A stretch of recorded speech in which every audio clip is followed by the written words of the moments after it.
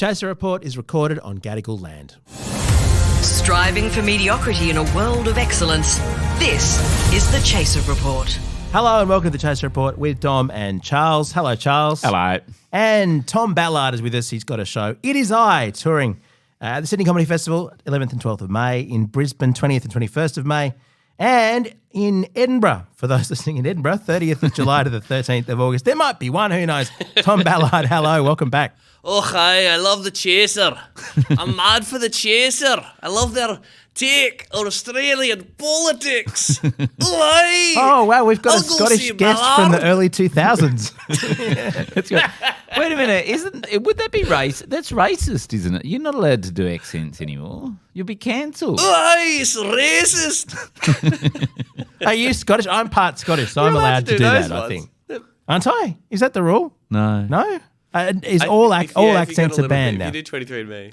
Oh, Jesus Christ. You can't say anything anymore. PC gone mad. It's just so woke. I don't know. Can the wokeness is out of control. Can I ask, what's it like doing Edinburgh?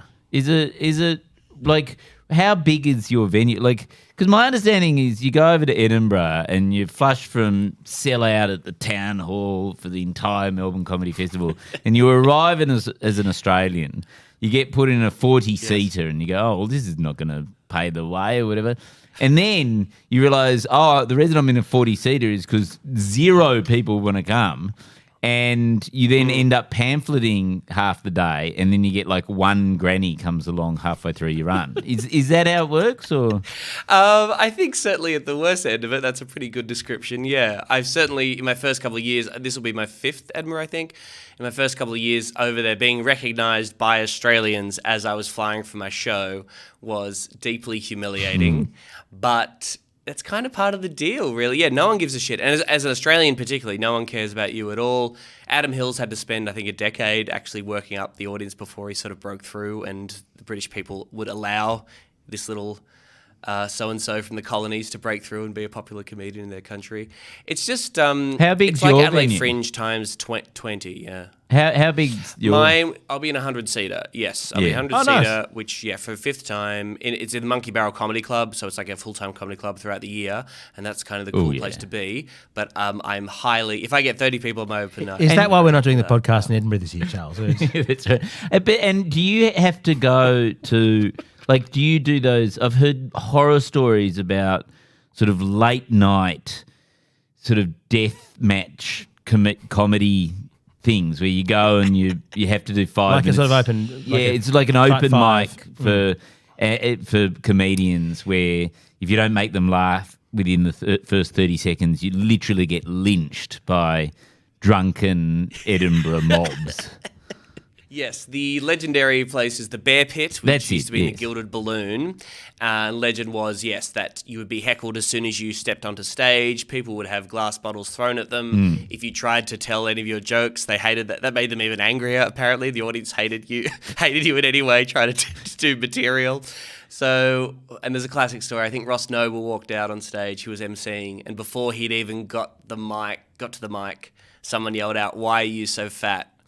And when Ross Noble arrived at the microphone, he turned to them and said, "Because every time I fuck your mother, she gives me a biscuit." And apparently that was a brilliant response. The very Oscar Wildean response to those kind of insults.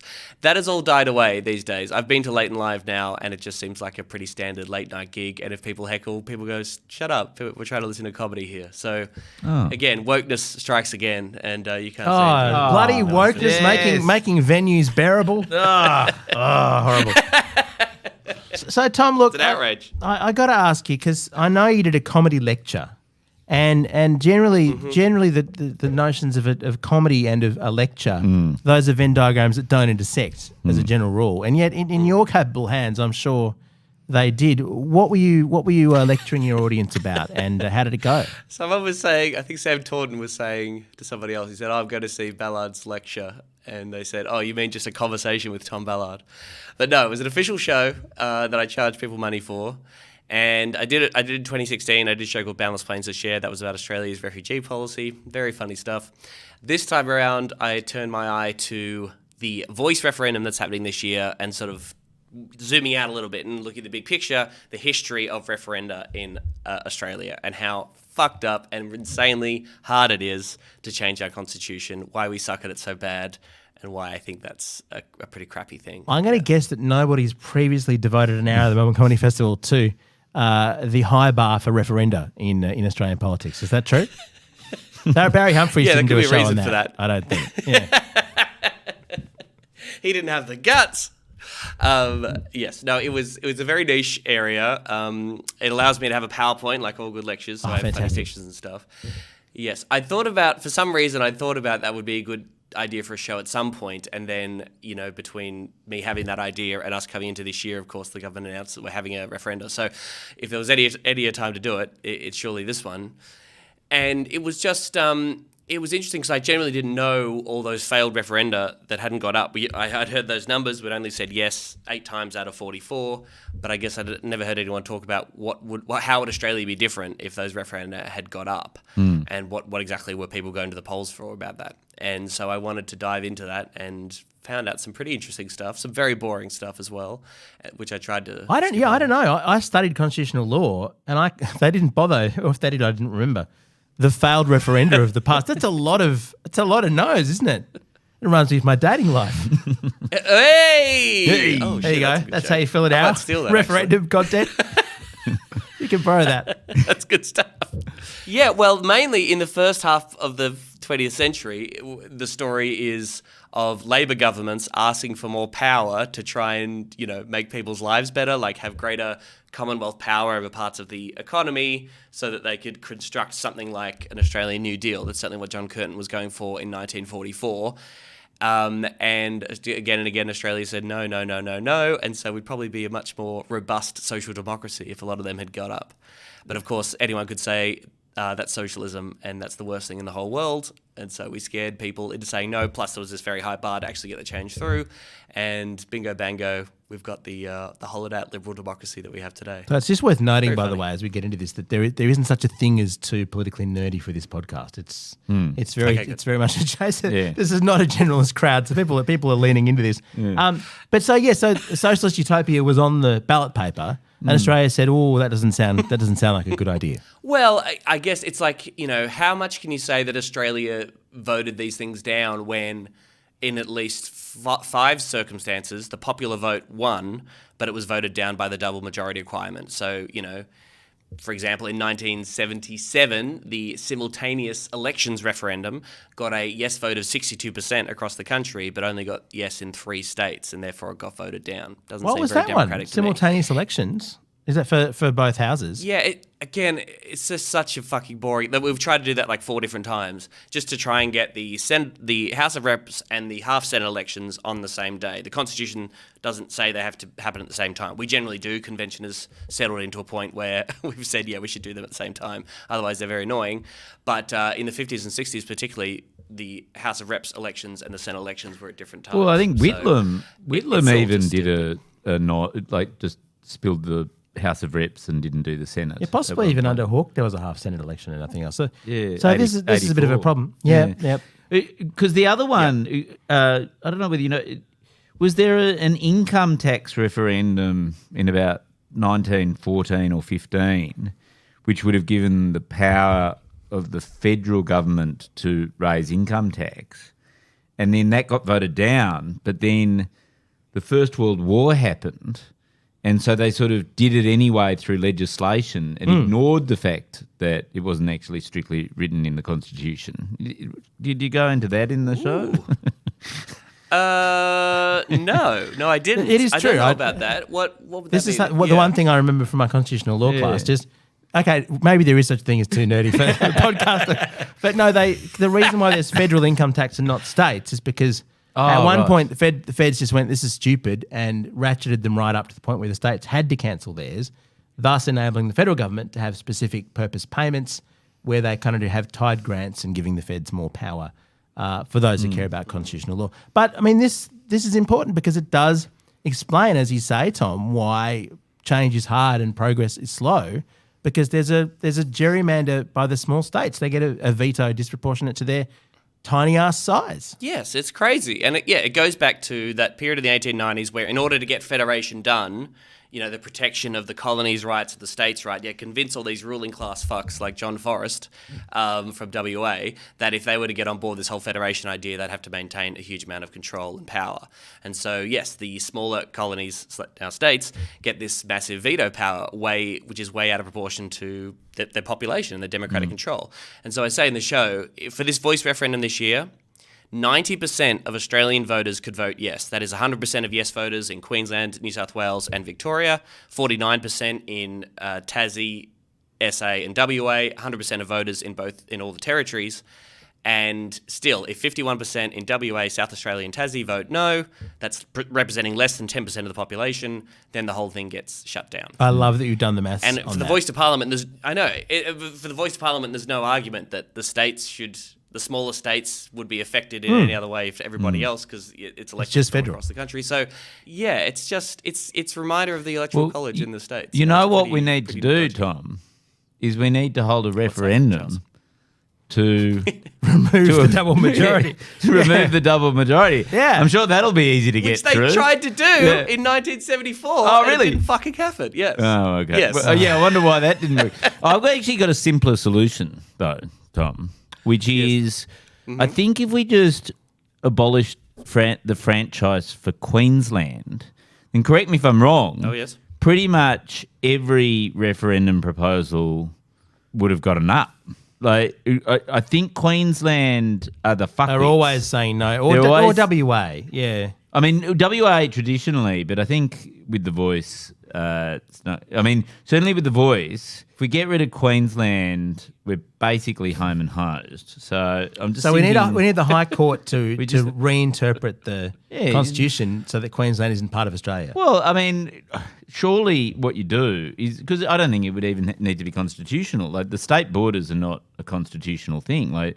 The state borders look very different at the beginning of federation. That's true. You could just redefine what Queensland is. You redefine Queensland as to be, I don't know, Fitzroy or something. And Fitzroy gets all their 12 Senate seats. It gets their constitutional vote.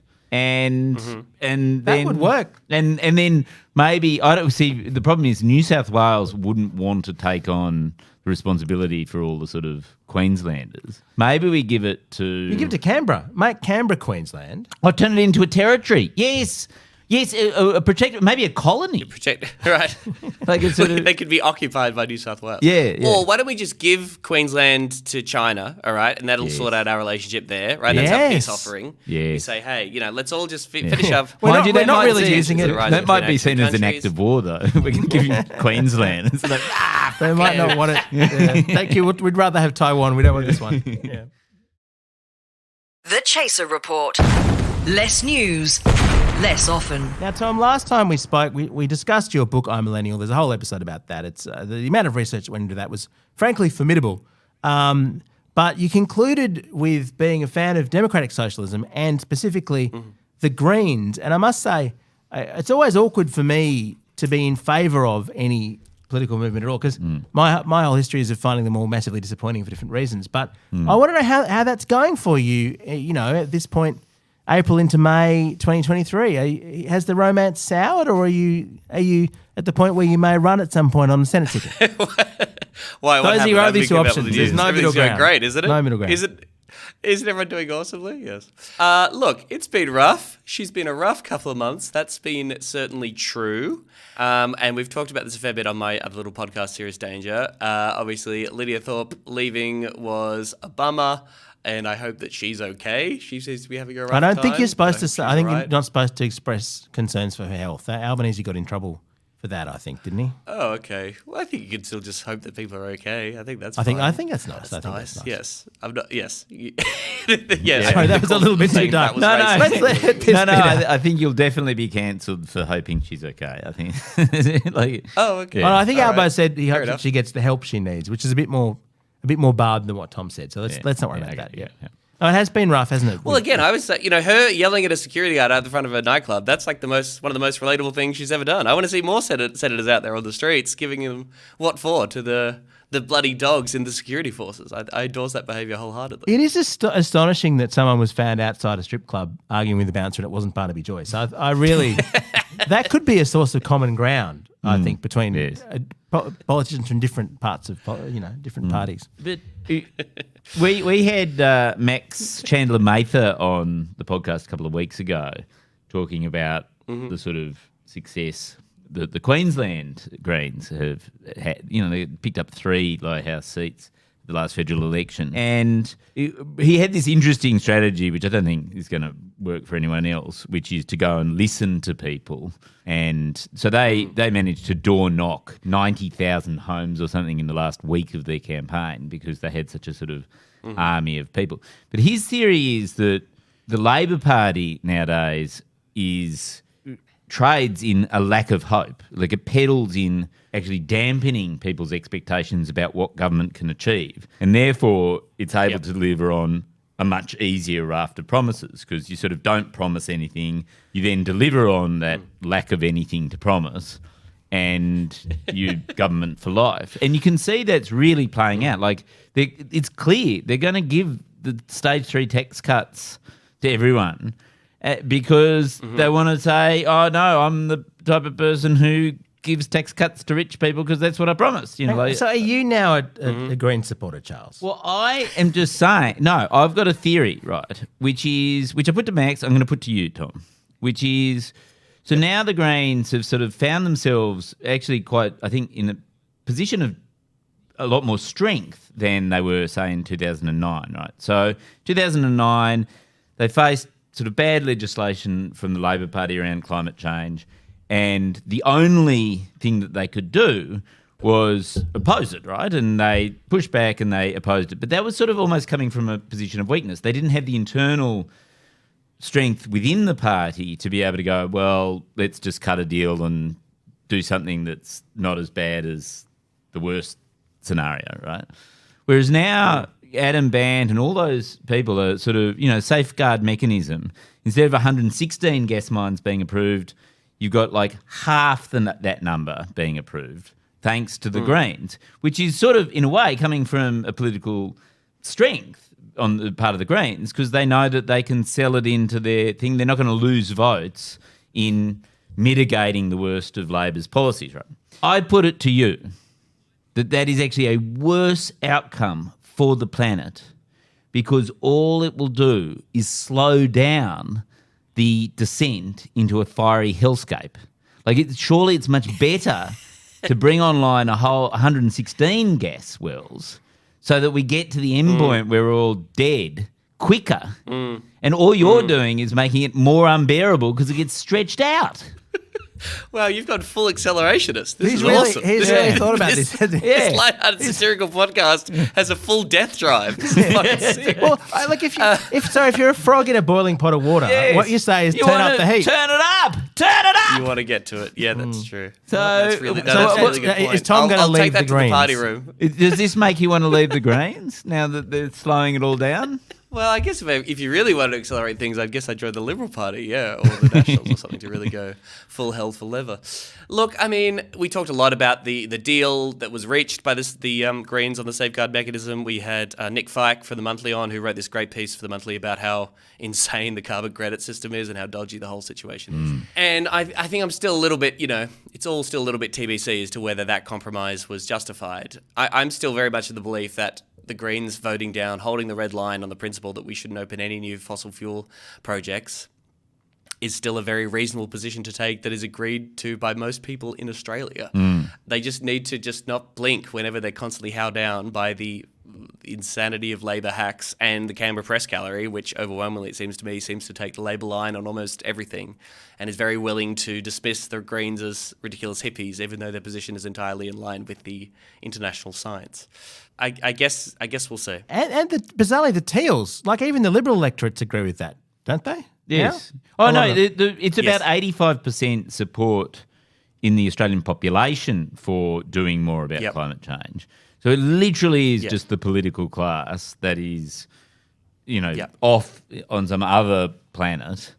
Unfortunately, they're still on our planet. But, okay, so can I pitch to you, and I've pitched this to a few people on this podcast, the way we solve this problem, right? The political class being complete, and the billionaire class as well, just being completely... Burning tyres. And that is, what we do is we give them the new fancy Apple AR VR headsets, right? So hear me out, which is, you know how in every Netflix dystopian drama, it's always the poor people who get given the headsets and made to work in the Matrix, and and they get shown this brighter future, but actually they're not. They're actually in some hellscape, right?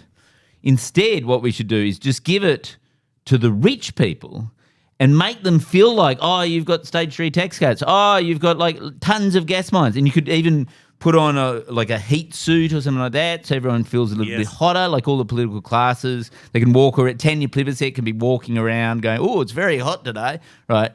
But meanwhile, the rest of us, the 85% of people who want more action on climate change, get on with, shutting down all the fossil fuel, getting rid of all the problems in the world, not delivering the stage 3 tax cuts, but they just go off and live in their own alternate reality of a hellish firescape of doom and destruction. And the same way in the Matrix, human beings, their energy was being used to power the robots. We could somehow turn the egos of all these insane political hacks and use that as a source of renewable energy so we can get off fossil fuels. Wouldn't that be a wonderful thing? Do you think the Greens, I mean, it is certainly increasingly looking as though the Greens are mainstream, something I never thought I'd say in terms of the actual positions of Australians. Do you think they'll actually become one of the biggest two parties at some point? Do you think they'll leave Labor behind? Because Labor seems to be managing expectations downwards. I mean, all the job seeker, the refusal to increase job seeker is quite surprising for a party that was notionally left wing. When Albo in opposition said it's not enough, we've got to increase it. What's going to happen, do you think, Tom? Are the Greens going to win 100% of the votes in 5 years' time? Yes. That's my prediction. Don't cut this up. I'll clip this. Look, the good. Whenever I feel particularly bleak, I still remind myself it's a good thing that what appears to be entering as the new political terrain is between the centre, represented by the Labor Party, and the left in the Greens. I mean, I do think the coalition seems pretty committed to driving itself into irrelevancy and completely out of touch with people. So I think that's a good thing. So if the two major ideas or the two competing viewpoints in Australian politics emerges to be the Labor and the Labor view of things and the Greens view of things, I think that's a good thing. It's certainly good news for progressive politics. I just think we need to blow up this sense that you'll constantly be told by Labor people, which is like, it's us, guys. Like, it's either us or them. It's either us or the right. If you don't like, this is the only alternative when it comes to housing. Our housing plan is the only housing plan. We have to go with the stage 3 tax. We've said we're committed to stage 3 tax cuts, so stop asking us about it because we're not going to discuss it any further. We simply cannot raise job seeker. It's just impossible. Just this sort of be-all and end-all presentation. Whatever is Labor policy is the correct take. That is the limit of what is politically possible. Deal with it. I think the Greens are at its strongest when they're saying, that's bullshit, that's an absolute lie. Look at you spending $368 billion on submarines. You're telling us you don't have any money for poor people, you fucking vampires? I think that's when the party's at its strongest, and that's where it speaks to people. Yeah. Well, it's... But Tom, therefore, can I pitch to you my other idea for the Greens? You've got so many theories and ideas, Charles. That I think, Ada Colau in Spain, who... She ran the house. She was like the Max Chandler Mather of Barcelona, right?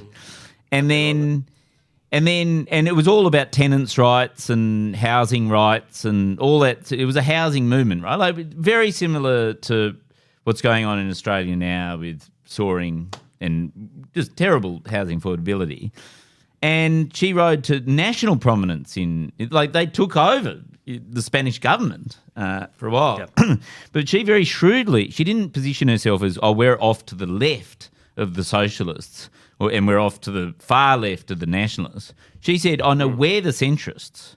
And the socialists are actually to the left of us, the nationalists to the right of us. We inhabit the political centre. Or, she didn't even necessarily define her enemies. She just said, we're the centre. And I think increasingly, if you look at the Greens' policies, especially around things like housing affordability, around climate change, they are centrist. They're the thing that 85% of people want action on. Oh, my God. Are you saying that the Greens and the Teals should join up? They're almost the same colour. They're in the centre.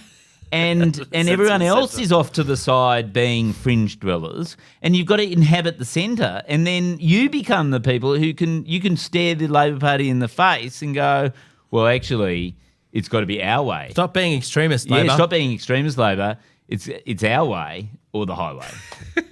Yeah? Well, yeah, I mean, and this is the Richard Di Natale approach, certainly. He was trying to rebrand, I suppose, the party and sort of say, we represent mainstream Australia, we represent mainstream values. That's a great way to kill an we're all idea very- by that's a saying that was the Di Yeah, I Natale know, approach. it's a little bit lame. I mean, scrap yeah, that. That's a surely we terrible should idea. But it's an I interesting mean, we should point. be able to say left wing. I mean, the real challenge is to say, is mainstream Australia left wing? You know what I mean?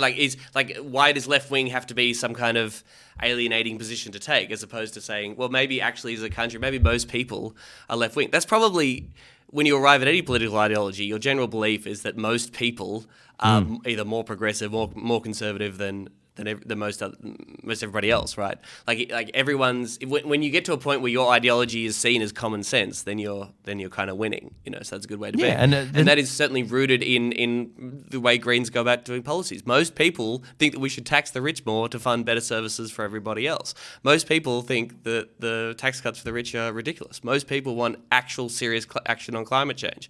Most people would prioritise housing everybody before the rights and interests of landlords who own 63 properties, for fuck's sake. So, yeah, it is common sense. We're normal. Peter Dutton's weird. We're normal. Well, it does raise the question: if the people without housing in their millions, if the people below the age of 40 who don't have houses, just seized housing from boomers who have 60 houses, what could be done? And if it was done in millions, there'd be no alternative, would there? I mean, police aren't going to go around and kick them all out. If 5 million people just seize housing. But the problem is, it would be the housing that it'd be owned by the politicians. They're the people who own all the investment property. Yeah, I think the average, Albanese cabinet minister has 2.3 houses, something like that. You need them. But apparently Albanese is a great landlord. You need so a spare you need house one or of those good two. ones. I'm sure they're very generous with their tenants. Yes. God. Well, Tom, I admire that you continue to try and fix this stuff rather than just looking despairingly into the abyss, which seems to be my approach to this. I'm not doing anything. I'm profiting off the problems facing the world and turning them into jokes and making sweet money. So, but yeah, I am a hero. You are. You're a small businessman, really. I don't know if you guys can relate to that at all. Can you relate to the idea of just profiteering off the horrible news stories facing I for decades? I can relate to doing that about 10 years ago. These days, not so much. We're sort of breaking even-y. You're breaking even on barely staying afloat on the news. That's right. That's right. Tom's show, It Is I, as I mentioned, coming to Sydney, Brisbane, and indeed Edinburgh if you happen to be lucky enough to be there. I'm sure it will be excellent, as all your shows are. Also Toowoomba and Cairns, if I can be rude. I'm doing a few little regional Queensland in the state that is soon to be excised completely from Australia. Before that happens, come to our shows in Toowoomba and Cairns. Are you doing the Tank Arts Centre? Is that where you're playing in Cairns? No, I'm doing this great place called Laughing Hearts Comedy Club, which is at Three Walls in Cairns. My boyfriend lives in Cairns, so I've been up in Cairns a lot, and there's a really great comedy room in there that they very kindly booked out for my show. We've just excised Queensland when that's the kind of green hub of Australia now. We might need to rethink the plan. Well, this was all part of my secret plan. All right, Tom, thank you very much for being with us. All the best for the tour ahead. And Thanks, for your, comrades. And for Appreciate your it. upcoming job as the first Greens Prime Minister of Australia. Vote 1. Ballard. Thanks.